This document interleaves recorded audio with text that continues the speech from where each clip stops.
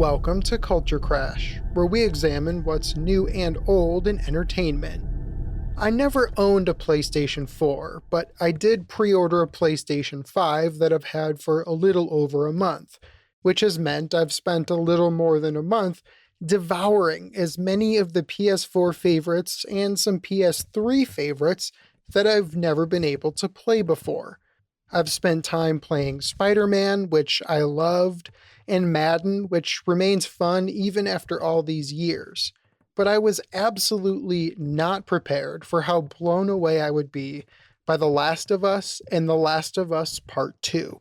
The Last of Us, which came out for PlayStation 3 in 2013 and was remastered for the PS4, tells the story of a smuggler, Joel, who has to escort a 14-year-old girl, Ellie, across the country 20 years after a zombie apocalypse.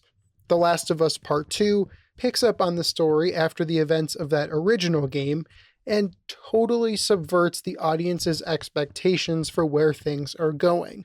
The stories are incredibly dark and upsetting and extremely hard-rated mature titles, but if you're willing to explore that kind of world, they are both knockout experiences. I've played video games for most of my life, but The Last of Us was the first game I played that I found myself deeply invested in the storyline. The games delve into moral relativism and the sacrifices we're willing to make for the ones we love, as well as the dangers of feeling true hatred and the cost of obsession. While video games have long been easy targets for people criticizing kids who waste their time, stories like The Last of Us show off what a rich storytelling tool video games are. The creators can make you sympathize with the characters because you are the characters. They can desensitize you to a decision or an act of violence and then flip that desensitization on its head by actually dealing with the fallout of those decisions.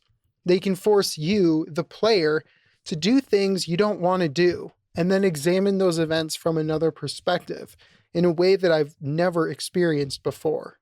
Looking back on 2020, there are several movies and television shows that I truly loved, but I'm fairly certain that the best storytelling experience I had this year, and the one that will stick with me most moving forward, was The Last of Us Part 2. The Last of Us and The Last of Us Part 2 are both available on the PlayStation 4 and 5. I'm Evan Rook.